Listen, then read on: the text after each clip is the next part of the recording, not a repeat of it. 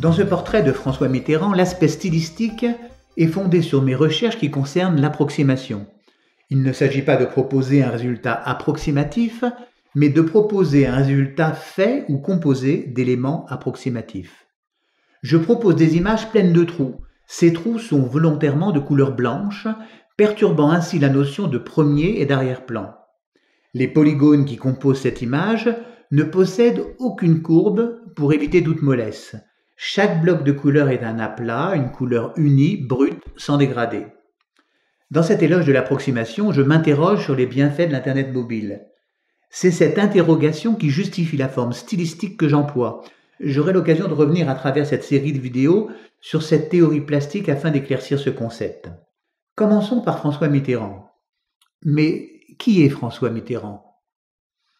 C'est un homme extraordinaire, je dis bien extraordinaire, à comparer à l'individu moyen. D'ailleurs, tous mes portraits concernent que des gens extraordinaires, des personnalités. Ici, il ne s'agit pas de retracer la vie de François Mitterrand, mais de retracer ma vie de François Mitterrand, c'est-à-dire l'homme, sa représentation et le peintre. Il s'agit d'un dialogue de chevalet. François Mitterrand a été élu président de la République le 10 mai 1981.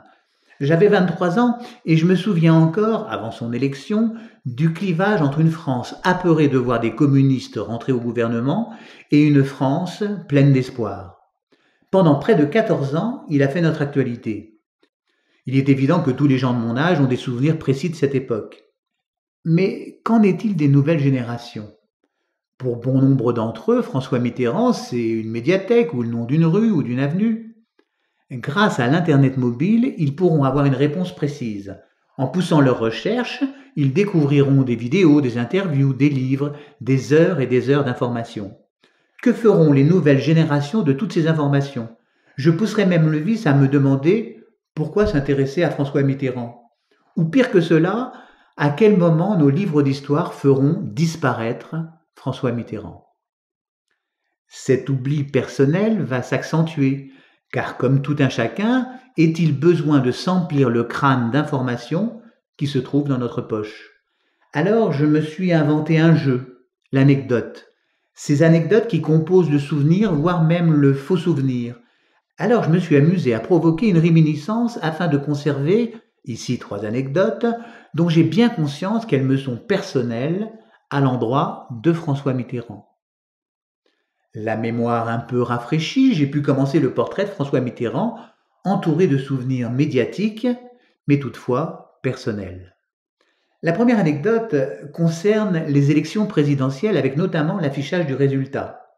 Effectuons une recherche dans Google. J'inscris le terme 10 mai 1981 et je clique sur l'onglet vidéo.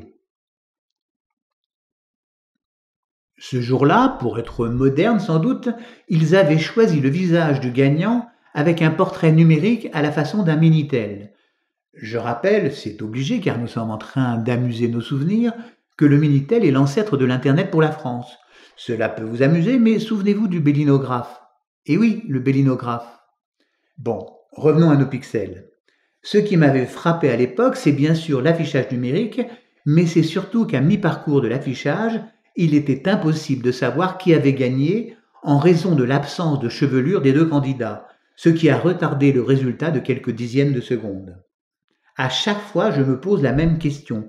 Pourquoi ai-je conservé ce souvenir, cette anecdote, qui se met à surpasser ce moment crucial? La deuxième anecdote concerne François Mitterrand et Helmut Kohl se donnant la main. Allons sur Google et inscrivons François Mitterrand et Helmut Kohl se donnant la main. Il s'agit d'un hommage aux morts de la guerre de 1914-1918 à Douaumont près de Verdun. Les 2 hommes se sont pris la main au départ de la Marseillaise. Ce geste n'avait, paraît-il, pas été prémédité. Le déplacement transversal de la caméra passant d'un protagoniste à un autre mettait en avant la différence de taille de ces 2 hommes, la grande Allemagne et la petite France. Je m'interroge toujours sur cette pensée ridicule. Pourquoi ai-je gâché une émotion intense par un sentiment proche de la moquerie, de l'impertinence? J'avoue, j'ai honte. La troisième anecdote concerne François Mitterrand sur son lit de mort. Ce cliché fera scandale, la photo ne fut jamais revendiquée, mais Paris Match la publiera. J'ai décidé de ne pas montrer cette photo. Je m'interdis ici ce que je ne peux pas interdire aux autres. J'espère vous retrouver dans d'autres vidéogrammes pour vous présenter d'autres personnages et d'autres anecdotes et m'attarder sur la partie art plastique.